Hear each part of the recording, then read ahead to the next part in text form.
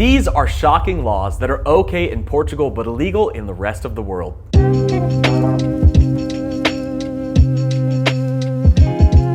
So for as old as Portugal is, surprisingly, it does have some of the most progressive laws in the world, which is interesting because Portugal is a very traditional country with strong Catholic values. But some of these laws may come as a shock to you, especially if you are an American. And it's very important to mention from the start that I don't recommend doing any of these things, and laws can certainly change in a moment's notice. I'm not providing any legal advice, and this is for entertainment purposes only. So before we get into it, if you're interested in all things Portugal and living in Europe, make sure to hit the subscribe button. Number 1, age of consent. This one is highly debated in Portugal today, and many Portuguese that I've talked to didn't even know the age was this low. The current legal age of consent in Portugal is 14 years old. But in Europe, it's not just Portugal.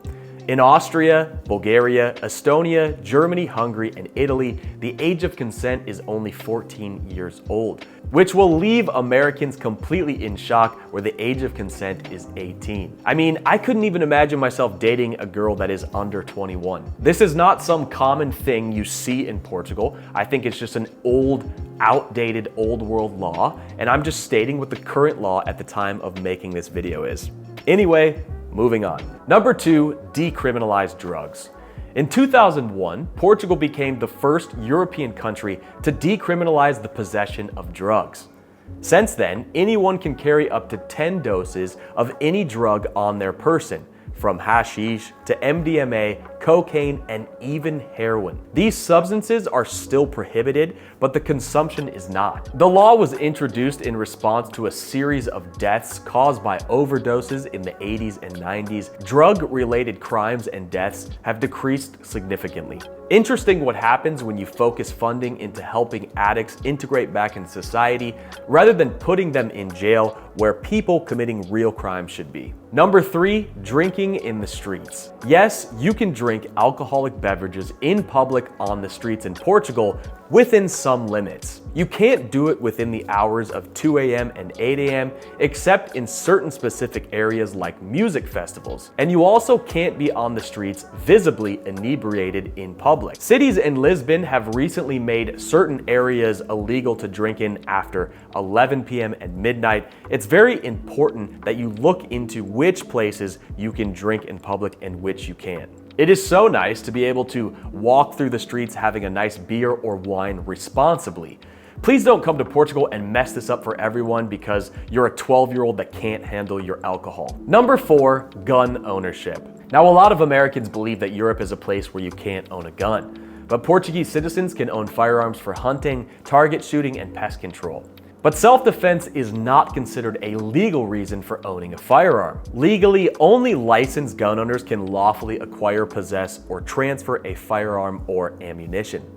To gain a gun license in Portugal, one must be over 18 years old and pass a background check, which considers criminal and mental health records. Currently, there are approximately 2.6 million guns in Portugal, half of which in fact are illegal. This is enough for 1 in 4 people in Portugal to own a gun. Number 5, wild camping. Wild camping is currently, at the time of making this video, allowed in Portugal with some exceptions. As per amendments to Portugal's Highway Code Articles 48 and 50A approved in July of 2021, overnight stays in motorhomes have been approved by the IMT, Institute of Mobility and Transport, for a maximum period of 48 hours. Wild camping is still banned on lands belonging to Natura 2000 network, areas protected by the coastal development plans.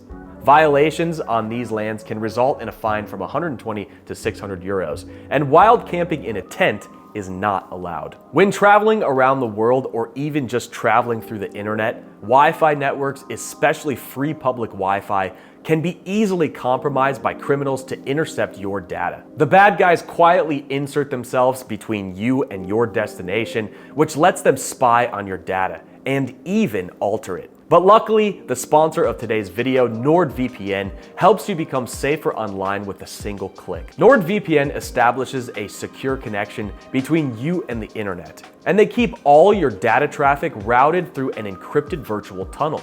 This disguises your IP address so hackers don't even stand a chance. Their threat protection feature shields you from malware, trackers, and also informs you about vulnerabilities in your apps. And their dark web monitor notifies you if someone leaks your credentials. I can't tell you how important I think having a VPN is, and at this point, I think it's essential. Living here in Portugal, I can stream all of my favorite streaming services without worrying about region blockers. Get 4 months extra on a 2-year plan at nordvpn.com/DavePortugal. It's risk-free with Nord's 30-day money-back guarantee. Secure your personal data today with NordVPN. Now, back to the video.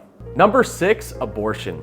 Abortion laws in Portugal were liberalized on April 10th of 2007, allowing the procedure to be completed on demand if a woman's pregnancy had not exceeded its 10th week. Abortions at later stages are allowed for certain reasons such as risk to women's health, rape, and other sexual crimes or a fetal malformation.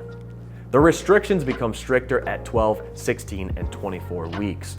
Many doctors, however, still refuse to perform abortions as Portugal's Catholic traditions still have a significant influence. Number 7, same-sex marriage. Yes, same-sex marriage is currently legal nationally, although it wasn't for a time. In fact, same-sex sexual activity was made a crime in 1954. This law lasted more than 20 years under the dictatorship regime that ruled Portugal. In 1983, gay sexual activity was finally decriminalized. Same-sex marriage was legalized in 2010, granting all homosexual couples the same rights as heterosexual couples except for adoption. But in 2016, Portuguese law amended the adoption law, allowing same-sex couples to adopt children as well. Number 8, prostitution. Yes, the act of prostitution is legal in Portugal, but organized prostitution is not. This means that it is illegal for a third party to profit from, promote, encourage, or facilitate the prostitution of another. Number 9, gambling. Gambling is legal in Portugal. There are 9 cities with gambling facilities, each city having just one casino. The largest casino in Portugal is Casino Estoril near Cascais, which has 35 table games and 1,200 gaming and video poker machines.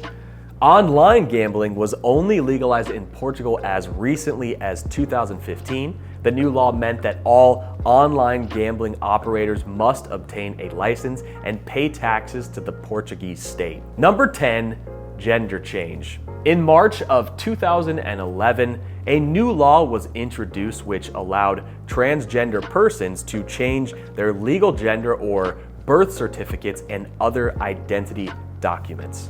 Like I said before, laws can definitely change at a moment's notice, and it's important to keep up with current legislation in whatever country you are visiting in the world. This video was not intended to give any legal advice or encourage anything mentioned in this video. It was for entertainment purposes only. Let me know in the comments below what you think and how different these laws are in the country where you live. And I will be doing a follow-up video about the things that are illegal and you can't do in Portugal. Stay tuned for that. If you want to see more content about living in Portugal, make sure to hit the like and subscribe button. I'll be posting videos like this every single week on this channel. This is some guy named Dave in Portugal, and hopefully we'll see you next time.